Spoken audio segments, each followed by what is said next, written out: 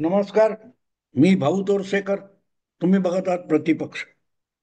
मित्रांनो, मी गेली जवळजवळ 6-7 वर्ष सहसा कुठच्या चॅनेलच्या चर्चेमध्ये जात नाही आणि पॅनेल चर्चेला मी साफ नकार दिलेला आहे. तरी गेल्या आठवड्यात प्रसन्न जोशी हा खूप गडी पडला म्हणून एबीपी माझाच्या झिरो ओव्हर कार्यक्रमामध्ये मी माझ्या पुरता बाईट देऊन जाणार या अटीवर गेलो होतो. आणि चर्चेचा विषय काय होता तर सामनाचा अग्रलेख. मी अर्थात खडसावलं, तो वेगळा भाग आहे. पण विषय काय होता की हीच संधी होती. संघाने, भाजपने वर्षानुवर्ष किंवा अमित शहानी संसदेत सुद्धा ठणकावून सांगितलंय की जान लगा देंगे लेकिन पीओके लेंगे. आणि आता ती संधी होती. ती संधी कोणी, कुठच्या चॅनेलवाल्याने आणून दिली होती? चॅनेलवाल्याने आणून दिली होती का, की संजय राऊत आणि काँग्रेस पक्षाने आणून दिली होती? ज्या काँग्रेस पक्षाने मुळातच 370 कलम अनावश्यक असताना घटनेमध्ये घुसडलं आणि राष्ट्रपतींची परवानगी न घेता 35A कलम हे संसदेला अंधारात ठेवून घुसडलं घटनेमध्ये. आणि काश्मीर हा भारताचा पूर्ण इतर राज्यांसारखा भाग आहे हे सुद्धा स्वीकारायला जी काँग्रेस सतत नाकारत आली. ऑगस्ट 2019 मध्ये जेव्हा गृहमंत्री म्हणून अमित शहानी राज्यसभा आणि लोकसभेमध्ये 370 आणि 35A कलम निकामी करणारे प्रस्ताव संमत करून घेतले, तेव्हापासून तळपायाची आग काँग्रेसची आणि विरोधकांची मस्तकात गेलेली आहे. आणि ज्या काँग्रेस पक्षाने 370 कलम परत घटनेत आणू अशा गर्जना करत निवडणुका लढवल्या होत्या, त्या काँग्रेसला आता व्याप्त काश्मीर, पीओके हा आपला हिस्सा असं वाटायला लागलं. अरे पण तुम्ही घटनेने कधी मान्य केलंय? तुम्ही तर अख्खा काश्मीरच भारताचा नाही, स्वतंत्र देश आहे हे स्वीकारून बसलात 70 वर्ष. आणि आता जी काय परिस्थिती पहलगाम नंतर निर्माण झाली तेव्हा ही संधी होती आणि ती घेतली नाही. तुम्हाला ती संधी सुरुवातीपासून होती. अगदी मला माहिती आहे तो इतिहास त्याप्रमाणे शेख अब्दुल्ला सुद्धा नेहरूंच्या विनवण्या करत होते की सैन्य पाठवा आणि काश्मीर ताब्यात घ्या, पाकिस्तानला हाकून लावा. पण नेहरू सही घेत 3 दिवस बसले आणि पाकिस्तानाने कबायली आणि सैन्य घुसून पाक बळकावला, काश्मीर बळकावला. असो, मुद्दा काय होता की हा अवसर होता, ही संधी होती. मग तुम्ही इतके वर्ष राज्य करत होता तर तेव्हा संधी नव्हती का? इंदिरा गांधींनी 1971 मध्ये पाकिस्तानचा 15,000 किलोमीटरचा प्रदेश, पंजाब सिंध मधला ताब्यात घेतलेला होता. त्याच्या बदल्यात सौदा करूनही पाकव्याप्त काश्मीर परत मागता आलं असतं, पण ते केलं नाही. पण आम्हाला असलेली संधी आम्ही उपयोगात आणणार नाही अशी संधी आहे याचाच आम्ही इन्कार करत राहणार. पण तुम्ही जे म्हणत होता त्यासाठी संधी आल्यानंतर तुम्ही युद्धविराम का केला? ऑपरेशन सिंदूर मधलं सगळ्यात मोठं जर काय सिद्ध झालेलं तत्व असेल, थिअरी असेल, सिद्धांत असेल, तर कमीत कमी खर्चामध्ये अधिकाधिक यश संपादन करणं याला ऑपरेशन सिंदूर म्हणतात. पाकिस्तानचं जेवढं नुकसान केलं त्याच्या 2%, 3% सुद्धा भारताचं नुकसान झालेलं नाही, जीवितहानी झालेली नाही. आणि पाकिस्तानच्या संपूर्ण संरक्षण व्यवस्थेचं कंबरड मोडून टाकले. तर मग पाकव्याप्त काश्मीरमध्ये सैन्य घुसवायचं, आपले सैनिक मरू द्यायचे आणि पाकव्याप्त काश्मीर ताब्यात घ्यायचा, ही एवढी मोठी किंमत कशाला मोजायची? जी गोष्ट स्वस्त मिळणार आहे त्यासाठी 8 दिवस माणूस थांबतो. सामान्य कुटुंबातली माणसं सुद्धा स्वस्त मिळायची वाट बघतात. आजच्या काळामध्ये सांगायचं तो OTT वर येणारच आहे, चॅनेलवर दिसणारच आहे. तर मग आत्ता 500 रुपयाचं तिकीट काढून काय ते थिएटरमध्ये कशाला सिनेमा बघायचा, इतका बारीक विचार लोक करतात. ही ज्यांना अक्कल नाही ते आपल्या चॅनेलवर आणि येऊन मोठं पांडित्य सांगत असतात. अरे पाकव्याप्त काश्मीर काबीज करायला वेळ लागणार नाही. त्यासाठी आवश्यक जो मार्ग आहे, रस्ता आहे, त्याचा हायवे ऑपरेशन सिंदूर मध्ये सिद्ध करून घेतलेला आहे, तयार झालेला आहे. हा हायवे आणि गडकरी बांधतात तो हायवे, यात फरक आहे. इथे धोरणात्मक रित्या जो मार्ग तयार होतो त्याला हायवे म्हणतात. आणि हा हायवे, त्याचं भूमिपूजन हे 5 का 6 ऑगस्ट 2019 रोजी अमित शहानी ते भूमिपूजन करून घेतलेलं आहे. 370 कलम आणि 35A कलम घटनेतून हटवण्यात आलं. त्या एका कृतीतून पाकच्या ताब्यात असलेला व्याप्त काश्मीर हा भारताचा घटनात्मक भूप्रदेश आहे. याला भूमिपूजन म्हणतात. ताब्यात घेऊ आम्ही. कोणाकडून प्लॉट विकत घेतला किंवा कोणाकडून प्लॉट बळकावला, जे काय असेल भूखंड, तरी तो आत्ता तिथे, उद्या आम्ही ताब्यात घेऊ. तर साधी गोष्ट लक्षात येत नाही की चाललंय काय, रणनीती काय आहे. न्यू नॉर्मल नावाचा शब्द, न्यू नॉर्मल नावाचा शब्द युद्ध विमानानंतर नरेंद्र मोदींनी देशाला उद्देशून केलेल्या भाषणात वापरला.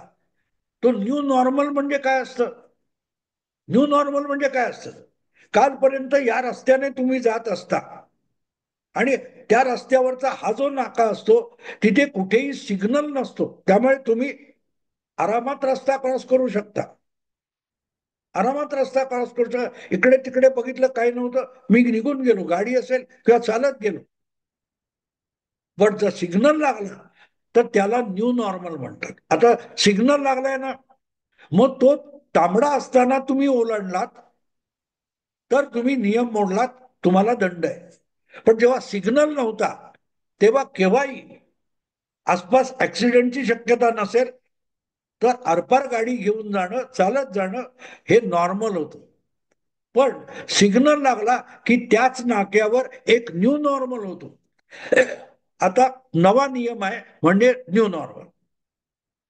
भारत पाकिस्तान यांच्यातल्या चकमकी, आरोप प्रत्यारोप, भांडणं हे नॉर्मल होतं. त्यांनी हल्ला करायचा, त्यांनी अतिरेकी घुसवायचे, आपण मारायचे, त्यांनी जिहादी घुसवायचे, आपण शोधून शोधून टिपून मारायचे. हा नॉर्मल होता, हा नॉर्मल होता. आता न्यू नॉर्मल म्हणजे काय? उधर से एक गोली आएगी, यहां से गोला जाएगा. याचा न्यू नॉर्मल याचा अर्थ काय की तुम्ही अतिरेकी घुसवले तरीही त्याला तुम्ही पुकारलेलं युद्ध मानलं जाईल आणि थेट कारवाई सुरू होईल. याचा अर्थ समजलाय का मित्रांनो? जरा समजून घ्या. लाईन ऑफ कंट्रोल असो किंवा आंतरराष्ट्रीय सीमा असो भारत पाकिस्तानच्या, याच्यात पाकिस्तानच्या बाजूने त्यांनी ज्या चौक्या बांधल्यात, आपल्याकडेही चौक्या आहेत सीमेचं रक्षण करण्यासाठी. तिकडे पाकिस्तानी रेंजर्स असतात, आपल्याकडे बॉर्डर सीमा सुरक्षा दल असतं आणि त्यांच्या चौक्या असतात. कोणीही बेकायदेशीररित्या सीमा पार करत असेल तर त्याला अडवणं, रोखणं किंवा अगदी गोळी घालून मारणं सुद्धा हा अधिकार आहे. कारण दॅट इज नॉर्मल. त्यांनी गोळीबार केला, आपण गोळीबार करतो, सो दॅट इज नॉर्मल. पण मोदींनी एक गोष्ट जाहीर केली की न्यू नॉर्मल. न्यू नॉर्मल याचा अर्थ तिकडून गोळीबार झाला तर त्याला पुकारलेलं युद्ध समजून भारतीय सुरक्षा दलांनी आपली कारवाई सुरू करायची. आणि कारवाई काय असेल तर ते भारतीय सेना दल ठरवेल, भारतीय सीमा सुरक्षा दल ठरवेल, भारतीय गुप्तचर ठरवतील. त्यासाठी पाकिस्तान किंवा भारत याच्यामध्ये काहीही नियम ठरलेले नाहीत आणि नियम ठरलेले नाहीत. त्यामुळे मी ठरवीन तो माझा नियम, तू ठरवशील तो तुझा नियम. तू जर एलओसी पलीकडून गोळीबार करणार हा तुझा नियम असेल, तर माझ्याकडून तोफा टाकणं आणि रणगाडे एलओसी ओलांडून आत घुसवणं हा माझा नियम आहे. तर दोघांना मान्य असलेला नियमच नसेल, प्रत्येक जण ठरवतो तो नियम होतो आणि त्याला न्यू नॉर्मल म्हणतात. देशाला उद्देशून केलेल्या भाषणामध्ये पंतप्रधान नरेंद्र मोदी न्यू नॉर्मल असं म्हणाले, तेव्हा त्याचा अर्थ समजून घ्या. आणि तो अर्थ जर समजून घेतला तर पुढच्या अशा न्यू नॉर्मल कारवायांमध्ये एक एक चौकी, एक एक तालुका, 10-12 गावं असं करत करत नॉर्मल पद्धतीने अख्खा पीओकेचा प्रदेश भारत ताब्यात घेऊ शकतो. आणि आम्ही जिथपर्यंत पोहोचू तिथे जी चौकी ठोकली जाईल ती आता नवी नियंत्रण रेषा असेल, ती नवी सीमा रेषा असेल. न्यू नॉर्मलचा अर्थ कळतोय मित्रांनो? समजा उद्या एलओसी पलीकडून किंवा सीमेपलीकडून गोळीबार झाला आणि आपल्या स्थानिक असलेल्या सैनिकांना आणि चौकीतल्या सैनिकांना किंवा तिथे असलेल्या छावणीतल्या सैनिकांना, सेनापतीला, लोकल कमांडरला वाटलं की यांनी युद्ध पुकारले आणि भारत सरकारने आपल्याला खुली छूट दिलेली आहे, तेव्हा यांचा गोळीबार बंद करण्यासाठी आत रणगाडे नेले पाहिजेत, तोफा चालवल्या पाहिजेत. तर तो न्यू नॉर्मल नुसार पाकिस्तानच्या हद्दीत दिसणारी जी चौकी किंवा जी छावणी आहे तिथला गोळीबार बंद करण्यासाठी तिथपर्यंत पोहोचण्याचा सुद्धा निर्णय तिथला लोकल कमांडर घेऊ शकतो. आणि एकदा त्याने त्या छावणीपर्यंत मजल मारली की तिथे आपली चौकी ठोकून त्यालाच तो भारत पाकिस्तान दरम्यानची नियंत्रण रेषा किंवा सीमा रेषा ठरवू शकतो. That is new normal. समजून घ्या. आणि मग एकदा ते झालं की त्याने कुठे थांबायचं हे भारत सरकार नाही ठरवत. हे पाकिस्तानचा डीजीएमओ आणि भारताचा DGMO, director general of military operations, हे प्रत्यक्ष सीमारेषेवरचं जे युद्ध असतं ते थांबवण्यासाठी किंवा चालवण्यासाठी त्यांच्यामध्ये संवाद होतो, ना की दोन सरकारमध्ये संवाद होता. त्यामुळे उद्या अशा रीतीने अकस्मात गोळीबार करणं, अतिरेकी घुसवणं असल्या कारवाईसाठी जर पलीकडून गोळीबार होत असेल तर त्याला तिथल्या तिथे नुसता गोळीबाराने उत्तर द्यायचा की रणगाडे घुसवायचे हा निर्णय आता डीजीएमओ घेणार नाहीये. तो निर्णय तिथला स्थानिक भारतीय कमांडर, जनरल, कर्नल, ब्रिगेडियर जो असेल तो घेईल. आणि एकदा तो घुसला की त्याला भारत सरकार रोखू शकत नाही की पाकिस्तान सरकार रोखू शकत नाही. त्याविषयी जे काय करायचं, तिथला युद्धविराम करायचा की नाही हे डीजीएमओ ठरवणार. आता डीजीएमओ ठरवण्यात आठवडाभर जातो. तेवढ्या वेळात 8-10 ठिकाणी अशाच घटना घडलेल्या असणार आणि अशा घटना जिथे जिथे घडतील त्या थांबवायच्या असतील तर प्रत्येक वेळेला दोन्हीकडच्या डीजीएमओना बोलावं लागेल. न्यू नॉर्मल कळतंय मित्रांनो? न्यू नॉर्मल म्हणजे काय असतो तो शब्द ऐकतो, या कानातून आलं तिकडून, नळी फुंकिली सोनारे इकडून तिकडे गेले वारे, असं आम्ही ते एक वाक्प्रचार वगैरे ऐकलेलं आहे. तेव्हा कोण बोलतोय, काय बोलतोय, संजय राऊत बोलतोय की पंतप्रधान बोलतोय का ट्रम्प बोलतोय, कशाचा काय पत्ता आहे? ऐकायचं नाही, त्याआधी आपल्या डोक्यात आहे तेच परत आपण ऐकायचं आणि त्याच्यावर डिबेट सुरू करायचं. न्यू नॉर्मलचा अर्थ समजून घेतला तर कळतंय की प्रत्यक्ष युद्धाची घोषणा न करता एक एक ठाणं, एक एक चौकी काबीज करत सुद्धा यापुढे हळूहळू करत संपूर्ण पाक व्याप्त काश्मीर आणि जम्मूचा जो प्रदेश आहे तो आपण न्यू नॉर्मल नुसार काबीज करत जाणार आहोत. त्यासाठी युद्ध करण्याची गरज नाही. युद्ध करण्याची गरज नाही. तो जो त्यांच्या कब्जात प्रदेश आहे तो वाचवायचा असेल तर दरवेळेला पाकिस्तानचा जो कोणी डीजीएमओ असेल त्याला भारताच्या डीजीएमओ कडे गयावया करत बोलणी करावी लागतील आणि ती बोलणी काही ठरवत नाही तोपर्यंत भारताच्या त्या त्या लोकल कमांडरने कब्जा केलेला मोका आहे, अखनूर असेल, सांबा सेक्टर असेल, जिथे कुठे असेल तिथे जो जो पीओकेचा प्रदेश भारतीय स्थानिक सैनिक आणि सैनिकी तुकडीने काबीज केलेला असेल आणि आपली छावणी ठोकलेली असेल, चौकी ठोकलेली असेल, तिथपर्यंत नियंत्रण रेषा पुढे पुढे पुढे पाकिस्तानच्या दिशेने सरकत जाणार आहे. त्यासाठी मोदी, अमित शहा यांनी निर्णय घेण्याची गरज नाही.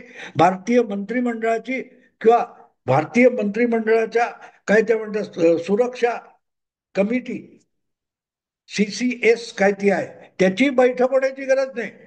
पीओके कधी घ्यायचा, कसा घ्यायचा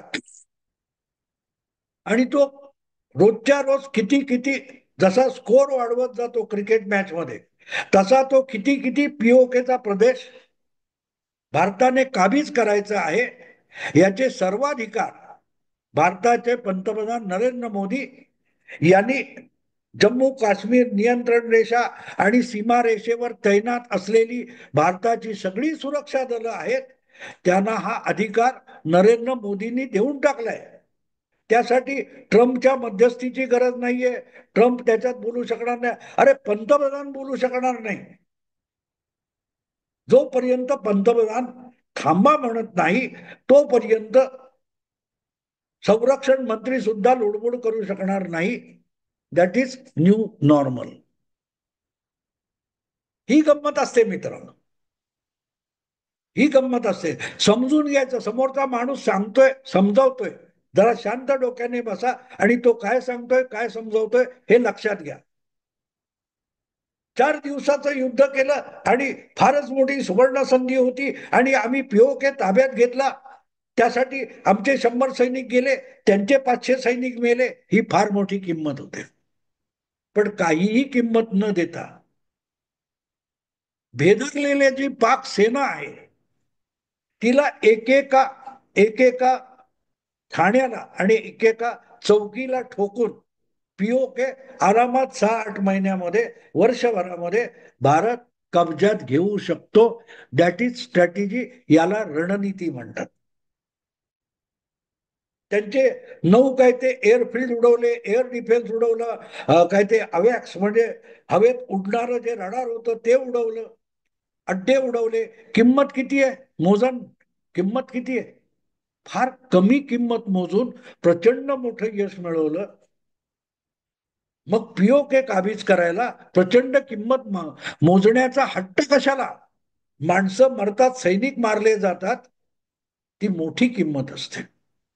आपल्या घरात बसून टीव्ही समोर युद्ध लढवणारे किंवा व्हिडिओ गेम मध्ये युद्ध लढवणारे जे असतात त्यांना फार मोठी संधी होती असं वाटतं. पण किती संधी असते आणि किती धोका असतो हे प्रत्यक्ष सीमेवर आपलं प्राण अर्पण करायला सज्ज असलेल्या सैनिकाला कळतं आणि त्यातल्या वेदना त्याच्या कुटुंबाला कळतात. आणि यातल्या काहीशी घेणं देणं नसलेले मोठे हवेत मोठमोठ्या गप्पा ठोकत बसतात. तर मित्रांनो, पीओके काबीज कसा करणार किंवा करता येईल याची ही रणनीती मी तुम्हाला सांगतोय. याला आत्ता भारत सरकारकडून दुजोरा मिळणार नाही. ना संरक्षण मंत्री ना गृहमंत्री याला दुजोरा देतील. नाहीतरी 10 तारीखला काय झालं हे आमच्यासारखे लोक युट्यूबवर बोंबलत होते. पण भारत सरकारने 4 दिवसानंतर पाकिस्तान रडगाणं गायला लागला तेव्हा मान्य केलं. कारण पाकिस्ताननेच मान्य केलंय. भारत सरकारने सांगितलं नाही आम्ही एवढं केलंय. पाकिस्तानच रडायला लागला. इथे दुखलं, इथे लागलं, इथून रक्त येतंय, तिकडे खपली धरलीये. हे पाकिस्तान रडायला लागला. आणि मग पाकिस्तानने आणि भारत सरकारने सांगण्याची गरज नव्हती, तेव्हा भारत सरकारने 4 जनरल बसवले आणि काय काय केलं सांगितलं. जे आधी सांगतात ती रणनीती नसते. संधी निर्माण करायची असते आणि संधी साधायची असते. ती संधी साधली जाईल यासाठी आवश्यक असलेला संधीचा मार्ग, हायवे ऑपरेशन सिंदूर मधून सिद्ध केला, ज्या हायवेचं नाव आहे न्यू नॉर्मल. मित्रांनो, आता इथेच थांबतो. आवडलं लाईक करा, शेअर करा आणि प्रतिपक्षाला सबस्क्राईब करा. नमस्कार.